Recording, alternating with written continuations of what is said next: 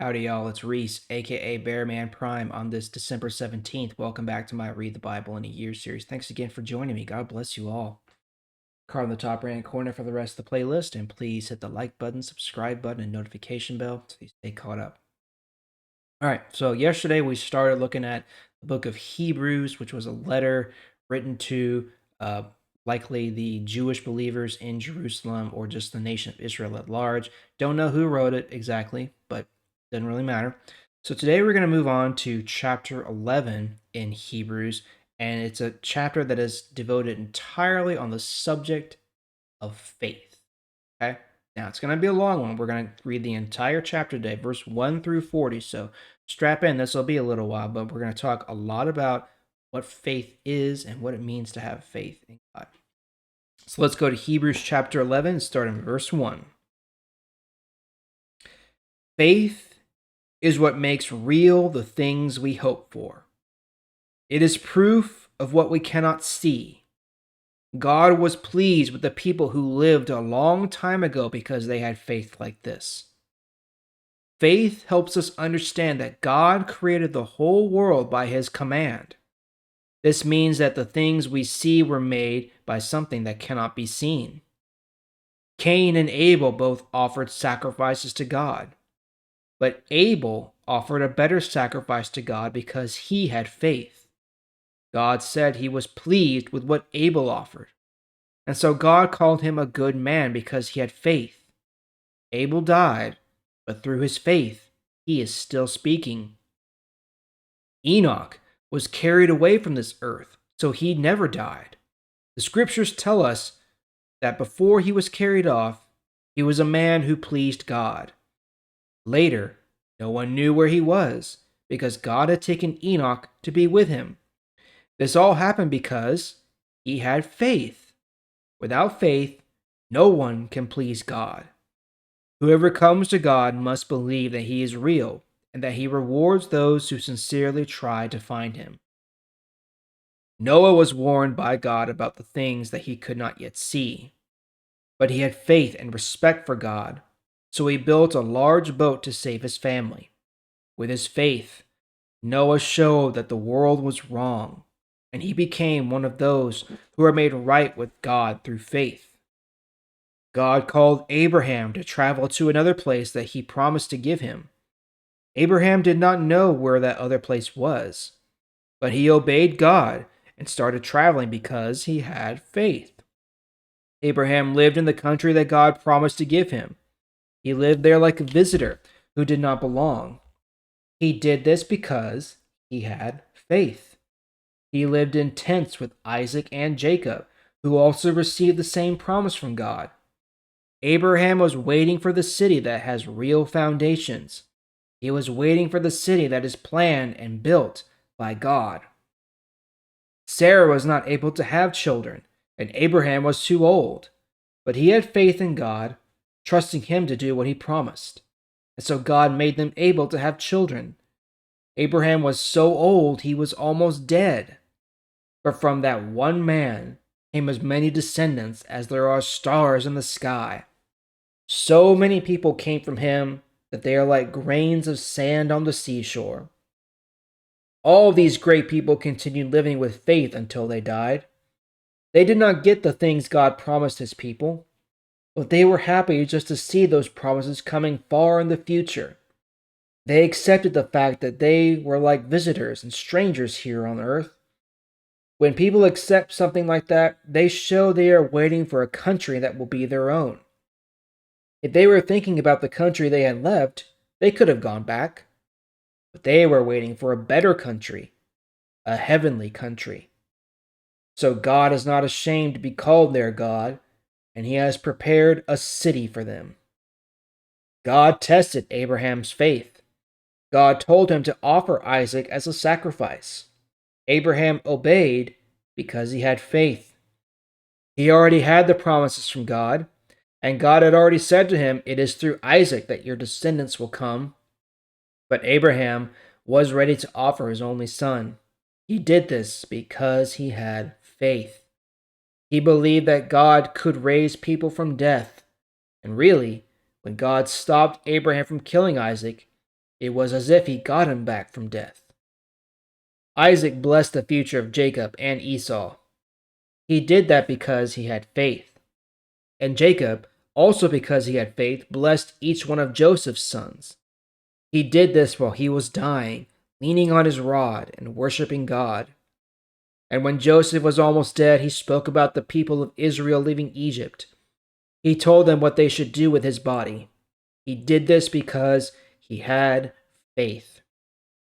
And the mother and father of Moses hid him for 3 months after he was born. They did this because they had faith. They saw that Moses was a beautiful baby, and they were not afraid to disobey the king's order.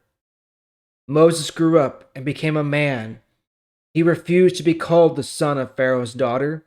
He chose not to enjoy the pleasures of sin that last such a short time. Instead, he chose to suffer with God's people. He did this because he had faith.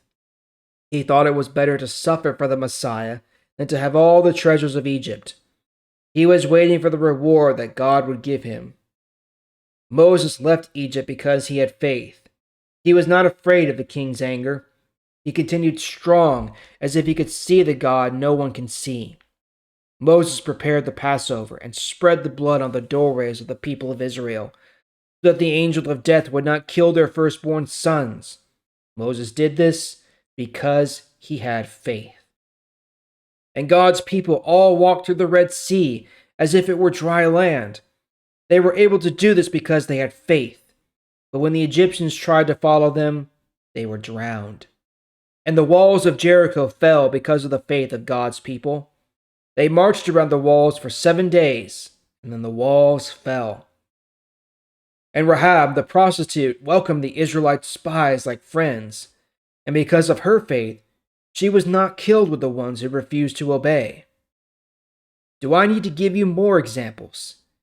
I don't have enough time to tell you about Gideon, Barak, Samson, Jephthah, David, Samuel, and the prophets. All of them had great faith, and with that faith they defeated kingdoms. They did what was right, and God helped them in the ways He promised. With their faith, some people closed the mouth of lions, and some were able to stop blazing fires. Others escaped from being killed with swords. Some who were weak were made strong. They became powerful in battle and defeated other armies. There were women who lost loved ones but got them back when they were raised from death. Others were tortured but refused to accept their freedom.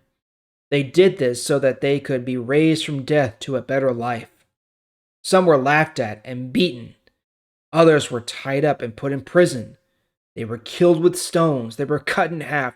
They were killed with swords.